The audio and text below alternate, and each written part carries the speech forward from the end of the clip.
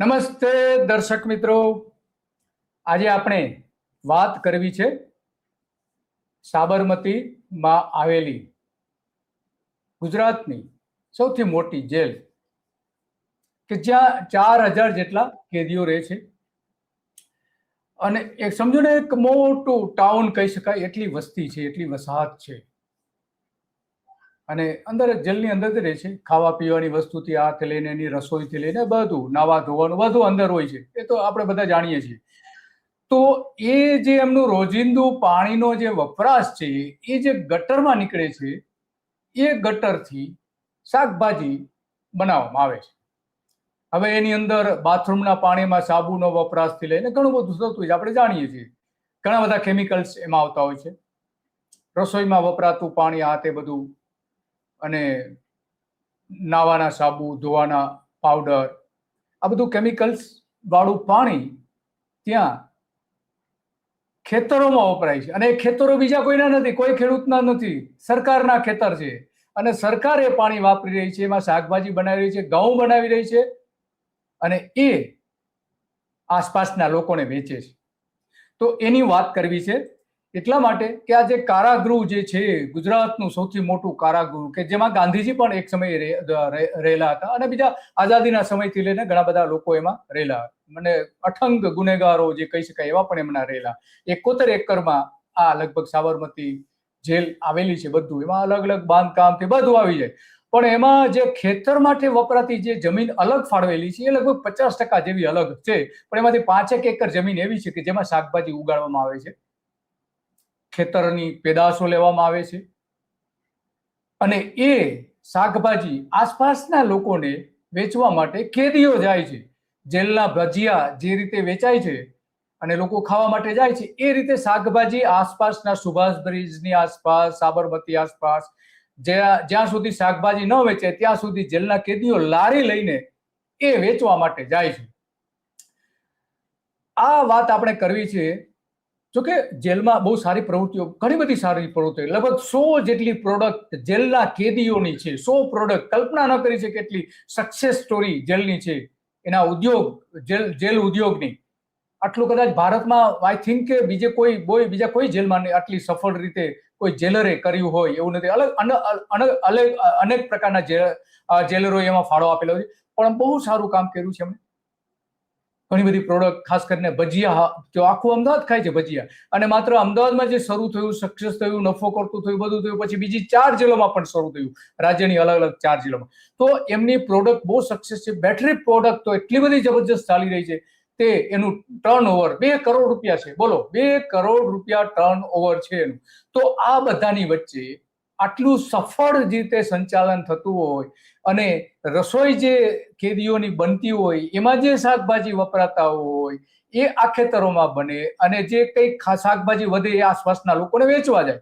તો આ એક સફળ જે વાત છે પ્રોડક્ટની, એમાં શાકભાજી એક સોનાની થાળીમાં લોઢાની મેઘ છે. અને આ બધાની વચ્ચે આપણે ત્યાં સ્થાનિક જ્યાં રહે છે મુકેશભાઈ દવે, તો એમની સાથે પણ આપણે વાત કરીશું કે ત્યાં આસપાસ જે જેલના કેદીઓ છે એ વેચવા આવે છે કે કેમ. મુકેશભાઈ, તમારું સ્વાગત છે ગુજરાત રિપોર્ટમાં. નમસ્કાર દવે, મુકેશ દવે છું. હા મુકેશભાઈ, તો અહીંયા કેટલાક જે જેલના કેદીઓ જે છે એની થોડી વાત કરવી છે, કારણ કે જેલની ગટરના પાણીના શાકભાજી ત્યાં બનાવવામાં આવે છે ખેતરમાં. સાબરમતીના લોકોને પ્રદૂષિત શાક વેચવામાં આવે છે. ત્યાં કદાચ બની શકે કે રસોડામાં પણ આને વપરાતું હશે જેલના કેદીઓને. બીજે તો ક્યાં, કારણ કે પોતાની જ પ્રોડક્ટ છે, પોતે જ વાપરે ને, સ્વાભાવિક છે. આપણે કોઈ ચેક કરવા નથી ગયા કે આ પ્રોડક્ટ વપરાય છે કે નથી, કોઈની તપાસ પણ નથી કરી. તો સ્વાભાવિક છે કે જે પોતે જે પેદા કરતા હોય એ વાપરતા હોય. તો મુકેશભાઈ, આમાં આપણે એક વિડીયો જે કેટલાક લોકોએ આપને મોકલી આપેલો છે, એ પછી કેમેરા સામે આવવા એમણે ઇનકાર કર્યો હતો, પણ એમણે વિડીયો કેટલાક મોકલી આપેલા છે. એ પેલા મુકેશભાઈ આપણે જોઈએ કે વિડીયો શું છે, પછી આપની સાથે વાત કરીશ. આ વિડીયો જોઈ શકાય છે કે જેમાં જેલના કેદીઓ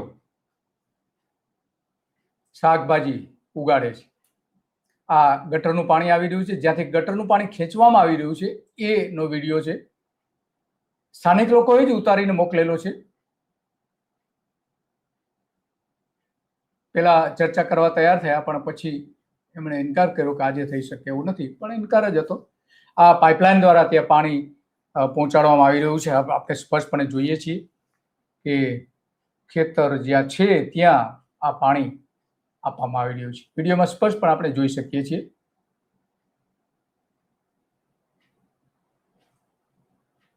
આ શાકભાજી ઉગાડેલું દેખાય છે ને ખેતરમાં,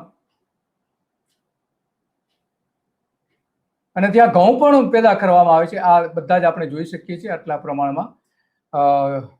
અને મોટી વાત એ છે કે 2009માં અહીંયા ઓર્ગેનિક ખેતી કરવાનું નક્કી કરવામાં આવ્યું હતું. ઓર્ગેનિક ખેતી માટેના અલગ જમીન પણ ફાળવવામાં આવી હતી. હવે ત્યાં જ આ કેમિકલ્સ યુક્ત પાણી વાપરવામાં આવી રહ્યા છે.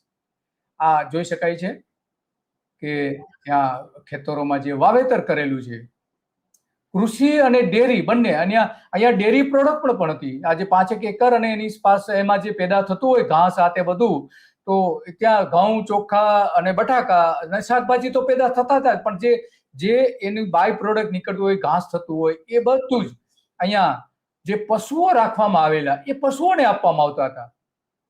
250 જેટલી ગાયો હતી 2010માં. વિચાર કરો, 2010માં ગાયો અને ભેંસો હતી 250. એમને અહીંયાથી ઘાસ અને એ બધું આપવામાં આવતું હતું.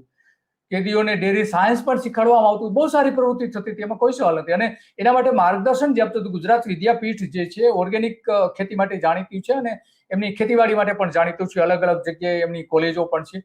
તો ત્યાંના ડેરી સાયન્સના પ્રોફેસરો અહીંયા શીખવાડવા માટે આવતા હતા. આ જોઈ શકાય છે અલગ અલગ દ્રશ્યોમાં સ્પષ્ટપણે કે ક્યાંથી ક્યાં પાણી લઈ જવામાં આવી રહ્યું છે. તો આ જેલમાં થતી ખેતીનો મોટો ભાગ આંતરિક ઉપયોગ માટે થાય છે એવું એક જગ્યાએ નોંધ પણ મેં વાંચી. તો સ્વાભાવિક છે અને થતો જ હશે, એમાં તો કોઈ સવાલ નથી. તો આ મધ્યસ્થ જેલના કમ્પાઉન્ડમાં લગભગ 5 કરોડ રૂપિયાનું ટર્નઓવર જેલના કેદીઓ કરે છે, અને એમાંથી લગભગ 10% 10 થી 12% જેટલો નફો પણ કરે છે 5 કરોડમાંથી. અને 9 વિભાગો, 9 અલગ અલગ પ્રકારના વિભાગો છે, અને લગભગ 14 જેટલી અલગ અલગ એના બધા થઈને અલગ અલગ પ્રકારના પેટા વિભાગો સાથે થાય છે. તો એમાં વણાટ પણ છે. આ શાકભાજી તો છે જ જેલની અંદર, સુથારી કામ પણ છે, બેકરી પણ છે. બેકરી લગભગ 2 કરોડ જેવું વેચાણ એનું થાય છે, બેકરીનું જ. ભજીયા લગભગ 1 કરોડની આસપાસ થાય છે. દરજી કામ પણ એની આસપાસ થાય છે. એટલી આવક, એટલું ટર્નઓવર થાય છે. બાઇન્ડિંગ, જ્યાં પુસ્તકોનું બાઇન્ડિંગ થાય છે, ધોબીની પણ આવક સારી એવી છે. પણ અહીંયા ક્યાંય કોઈ જગ્યાએ ઘણા બધા હિસાબો આ તે બધું જે રજૂ કરવામાં આવે છે, પણ એમાં ક્યાંય શાકભાજીની કેટલી આવક થાય છે એ બતાવવામાં આવતું નથી. આ શાકભાજી જો કેદીઓ કામ કરી રહ્યા છે, આપણે એ પણ જોઈ શકીએ છીએ. કેદીઓ આ જે છે આ મહત્વનું છે. આ બહારનો વિડીયો છે કે જ્યાં શાકભાજી વેચવા જઈ રહ્યા છે. શાકભાજી વેચવા, જો આ શાકભાજી કે જેલના કેદી છે, કેદીનો ચહેરો પણ દેખાય છે, એનો ડ્રેસ જે કોડ છે એ પણ દેખાય છે, અને એમની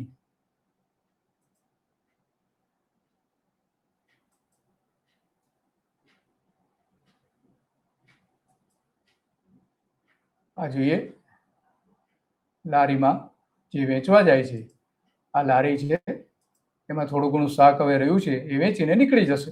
2 કેદીઓ છે, જે ચલાવે છે, આ બીજું જે પાછળનો આ એની તસવીર છે એની, કે જ્યાં એક મહિલા ત્યાં શાકભાજી ખરીદી રહી છે, એ પણ આપણે જોઈ શકીએ છીએ. આ આપણા દર્શકોએ જ મોકલી છે, એ જોઈ શકાય છે એ રીતે. તો આ મૂળ વાત એ છે કે ખરેખર એક સારી પ્રવૃત્તિ જ્યાં થતી હોય ત્યાં જ્યારે ખોટું થતું હોય તો આપણાથી એને રજૂ તો કરવું જ જોઈએ. અને એટલા માટે આ બધી વાત આજે કરવી છે. અને મુકેશભાઈ તો આપણી સાથે જોડાઈ જ ગયા છે. તો મુકેશભાઈ, આ આસપાસના જે સુભાષ બ્રિજ ને એની આસપાસમાં જે શાકભાજી વેચવા લારી લઈને આવે છે, તો એવા દ્રશ્યો કેમ જોવા મળે છે? શું કારણ છે? કેદીઓ પોતે વેચે ભજીયા તો વેચાય જ છે તમારી બરાબર. સોસાયટીની બહાર નીકળો એટલે સામે જ ભજીયા ખાવા માટે આપણે ઘણા બધા જઈએ છીએ, આપણે પણ ખાઈએ છીએ, લોકો પણ ખાય છે, અને હોંશે હોંશે ખાય છે. ભલે ત્યાંથી 2 જેલના કેદીઓ ભાગી ગયા હતા આ જેલ ભજીયા હાઉસમાંથી, પણ એ આસપાસ જે શાકભાજી વેચાય છે એ શું ભાવે એકંદરે વેચાતી હોય છે? લોકો ખરીદે છે ખરા? હું અહીંયા ઘણા વખતથી રહું છું કેશવનગર સાબરમતી એરિયામાં. હવે સાબરમતી એરિયામાં ખાલી શાકભાજી જ નહીં, દૂધ પણ જેલના કેદીઓ પહેલા વેચવા આવતા. સાયકલ ઉપર અહીંયા દૂધ પણ વેચાતું. હમણાં થોડાક વખતથી દૂધ અહીંયા વેચાણ બંધ થઈ ગયું છે, પણ શાકભાજી સિવાય પણ ઘણી વસ્તુઓ જેલમાંથી અહીંયા વેચાવા આવે છે. ત્યારે આ શાકભાજી મને જે વિડીયો મોકલ્યો એમાં સ્પષ્ટ દેખાય છે કે રાણીપની પાછળની જતી ગટરનું પાણી, ગંદુ પાણી, એ જે જેલ પોલીસ ક્વાર્ટરની બાજુમાંથી ગટર એક જાય છે અને એનું ખુલ્લી ગટરનું પાણી આમાં ઉપયોગમાં લેવાય છે. જ્યારે આ શાકભાજી આવી વસ્તુમાં પાણીમાંથી ઉગતા હોય તો એ આરોગ્ય સાથે ચેડા કહેવાય. લોકોના તંદુરસ્તી સાથે એક ક્રૂર મજાક થઈ રહ્યો હોય એવું મને જણાય છે. બરાબર, વાત તો સાચી છે કે ભાઈ આ રીતના શાકભાજી ન વેચવા જોઈએ, તો એ બહુ નુકસાનકારક છે. તો આના માટેનું એક ઉત્તમ ઉદાહરણ એ છે કે વડોદરા સિટી છે, ત્યાં જે જીઆઈડીસી અને આસપાસના ઇન્ડસ્ટ્રીયલ હાઉસનું એક ચેનલ બનાવવામાં આવી છે. એ ચેનલનું જે પ્રદૂષિત પાણી છે એ દરિયામાં ઠાલવવા માટે આ ચેનલ બનાવવામાં, જો કે પ્રોસેસ કરીને, એનું પ્રોસેસિંગ કરીને સીટીપીટી જે પ્લાન્ટ હોય છે એમાં પ્રોસેસ કરીને મોકલે છે, એટલે કે કેમિકલ્સ ઓછા થઈ જાય એ માટે. પણ ત્યાં આ જે ચેનલ જાય છે એ ચેનલનું પાણી ત્યાંના ખેડૂતો વાપરતા હતા. તો ત્યાંની જે એનજીઓ જે છે એમણે તપાસ કરી કે આ પાણી ખેડૂતો વાપરે છે તો એમાં કેમિકલ્સ આવે છે કે કેમ, એની તપાસ કરીને તો એમાં એટલા બધા હેવી મેટલ્સ મળી આવેલા કે એ ખાય તો માણસને કેન્સર થઈ જાય. આસપાસના 22 ગામડાઓમાં આ પાણી વપરાતું હતું. તો સીધી મતલબ છે કે આ જે વડોદરા શહેર જે શાકભાજી ખાય છે તો કેન્સર યુક્ત શાકભાજી ખાઈ રહ્યા છે. ગટરનું પાણી આ રીતે વપરાતું હોય, આપણે સાબરમતી નદીનું આપણે ઉદાહરણ લઈ તો સાબરમતી નદીમાં જે વાસણા બેરેજ પછી અમદાવાદનું ગટરનું પાણી ત્યાં ઠાલવી દેવામાં આવે છે. ટ્રીટેડ અને અનટ્રીટેડ બંને પ્રકારના પાણી ઠાલવી દેવામાં આવે છે. એમાં કેટલાક ઇન્ડસ્ટ્રીઝનું પણ પાણી ત્યાં ઠાલવવામાં આવે. તો એની નીચેના લગભગ 32 જેટલા ગામડાઓમાં આસપાસની જમીનમાં એટલું બધું પ્રદૂષણ થઈ ગયું છે કે આ પાણીમાં તમે પાણીની અંદર જ હેવી મેટલ્સ આવી રહ્યા છે.